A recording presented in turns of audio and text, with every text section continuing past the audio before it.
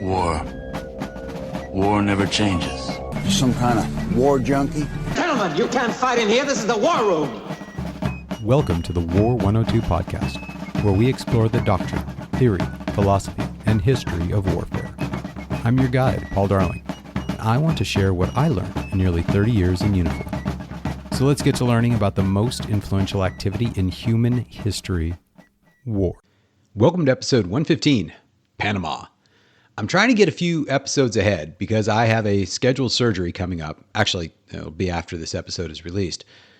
And I don't know how well I'll be able to record podcasts, so I may miss some breaking news I'd love to talk about, but I also don't want to miss a release.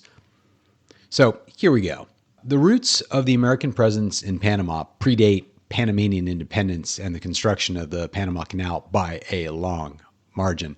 During the second half of the 19th century, the United States became increasingly involved in the affairs of the Isthmus of Panama, then a province of Colombia. This involvement was driven primarily by strategic, commercial, and transportation concerns rather than any sort of territorial ambitions. The narrow land bridge connecting the Atlantic and Pacific Oceans represented the most practical route for travel and trade between the eastern and western United States before the completion of a transcontinental transportation network. The legal foundation for American intervention was established by the 1846 Mallarino-Bidlack Treaty between the United States and New Granada, the predecessor state of Colombia. Under the treaty, the United States guaranteed the neutrality of the isthmus and pledged to ensure free transit across it. But in return, American citizens and commerce received privileged access to transportation routes. Although the treaty appeared limited in scope, it effectively provided a justification for repeated American military interventions over the following decades. The importance of Panama increased dramatically after the discovery of gold in California in 1848. Tens of thousands of Americans traveled from the East Coast to California through the isthmus. Rather than undertaking the lengthy voyage around Cape Horn, travelers could sail to Panama, cross the narrow land bridge, and then continue by ship to the Pacific coast. The completion of the Panama Railroad in 1855 made this route even more important. The railroad became one of the most valuable transportation assets in the Western Hemisphere and a major focus of American security concerns. As civil wars and political instability repeatedly affected Colombia during the 19th century, American policymakers became increasingly worried about disruption to transit routes. Consequently, U.S. naval and military forces intervened frequently. Historians generally identify more than a dozen significant interventions between 1815 and 1903.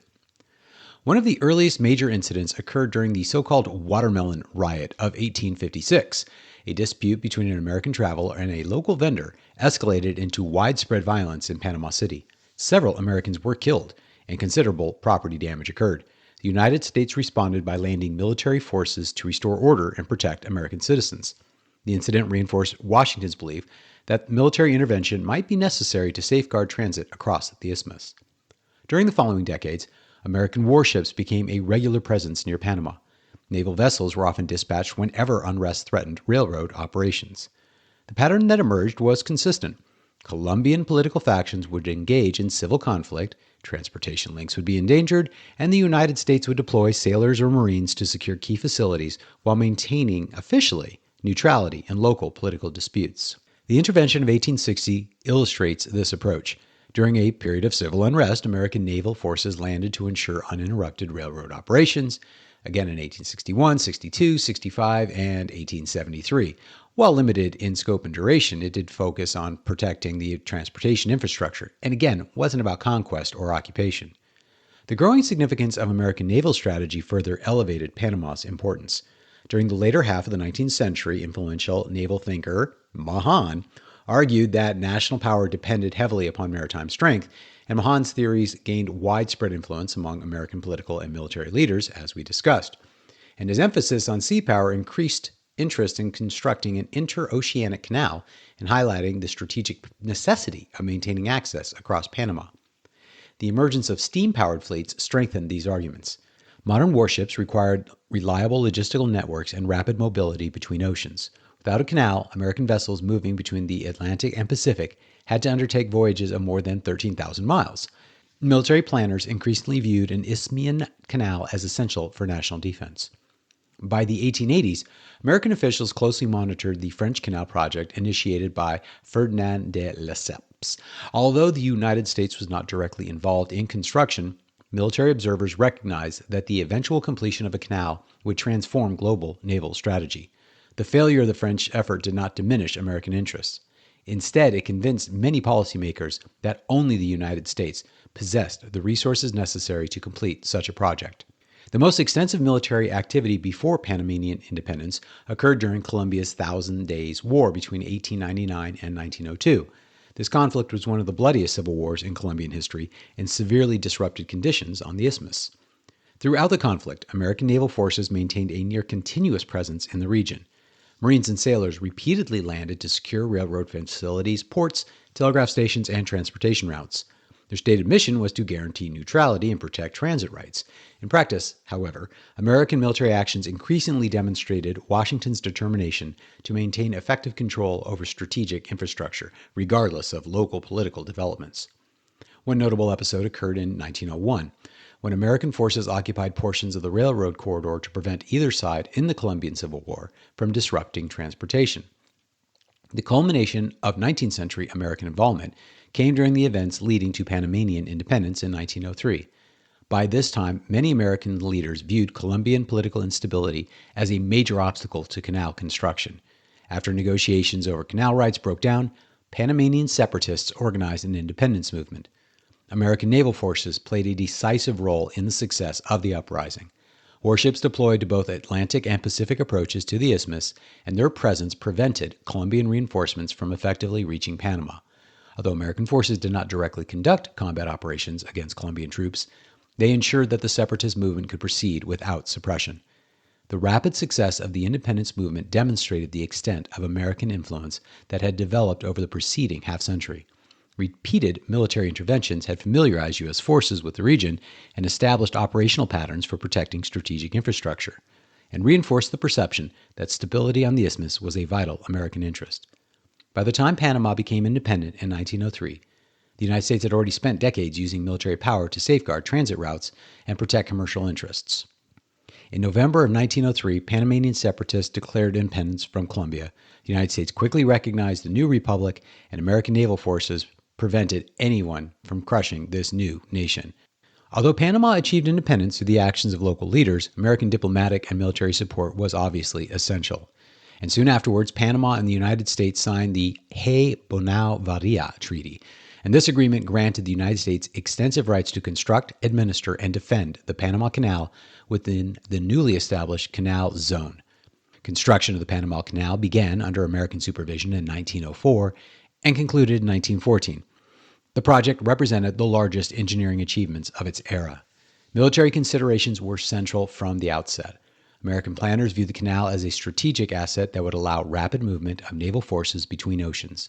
The canal became a cornerstone of American maritime strategy throughout the 20th century.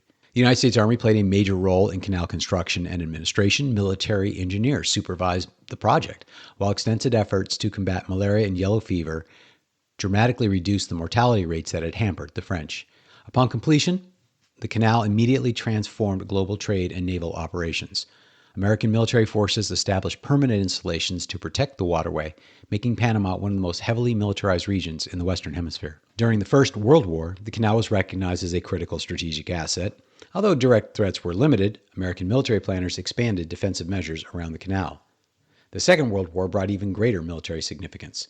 Following the attack on Pearl Harbor in 1941, the United States dramatically increased its military presence in Panama. Thousands of American troops were stationed throughout the canal zone.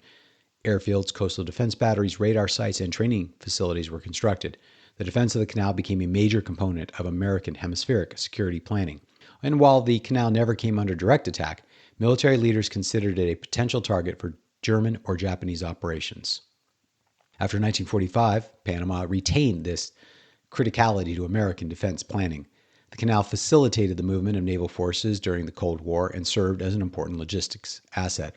The United States maintained substantial military installations in Panama, including headquarters for the United States Southern Command, and Panama became a hub for training, intelligence activities, and regional security cooperation.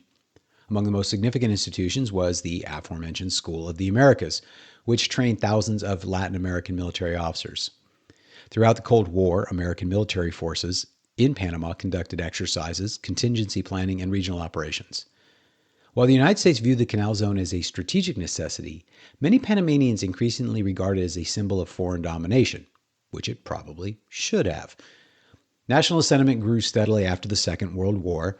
Disputes emerged over sovereignty, jurisdiction, and employment practices, and a major turning point occurred in January of 1964.